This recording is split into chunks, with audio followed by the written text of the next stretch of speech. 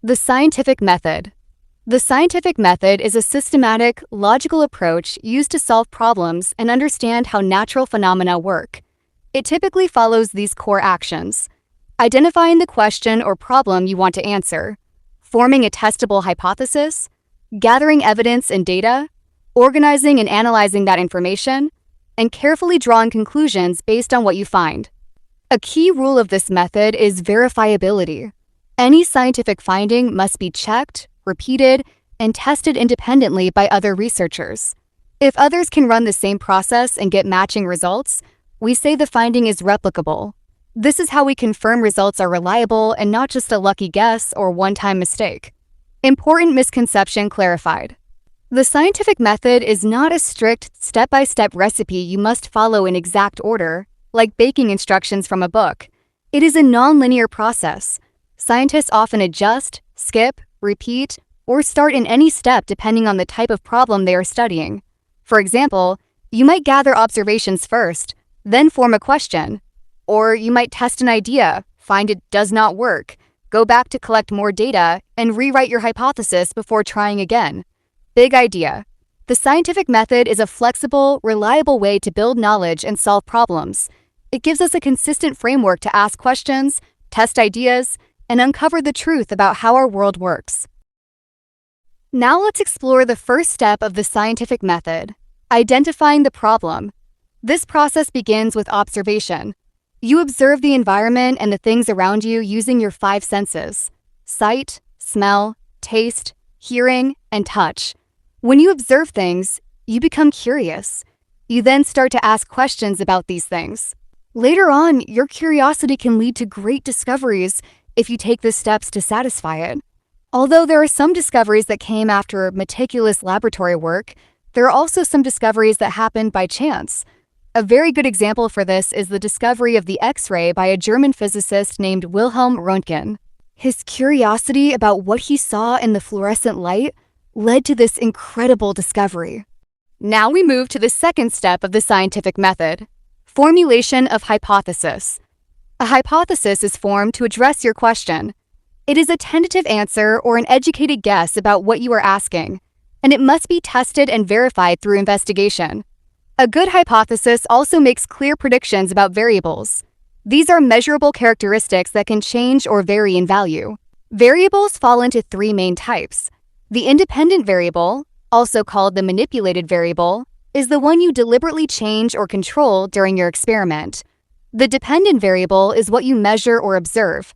It shows the result, or the effect that comes from the changes you make to the independent variable. In a proper test, there is only one independent variable, though it may affect one or more dependent variables. Controlled variables are all the other factors you keep exactly the same for every part of the experiment, so they do not interfere with your results. To see how this works, look at this example. If a fertilizer is applied to a plant, then it will grow taller and healthier. Here, applying fertilizer is the independent variable, the factor being changed. How tall and healthy the plant grows is the dependent variable, the result being measured. Now we move to the third step of the scientific method: data gathering. To check if your hypothesis is accurate and valid, you run an experiment. Scientists use 2 setups for this: an experimental group and a controlled group. The experimental group gets the treatment you are testing, while the controlled group stays in normal, unchanged conditions with no treatment applied. Take this example. You want to find out if ground coffee pulp helps tomato plants grow better. You prepare 2 pots. Pot B is the experimental group. You add ground coffee pulp as your treatment. Pot A is the controlled group. You leave it with no extra treatment.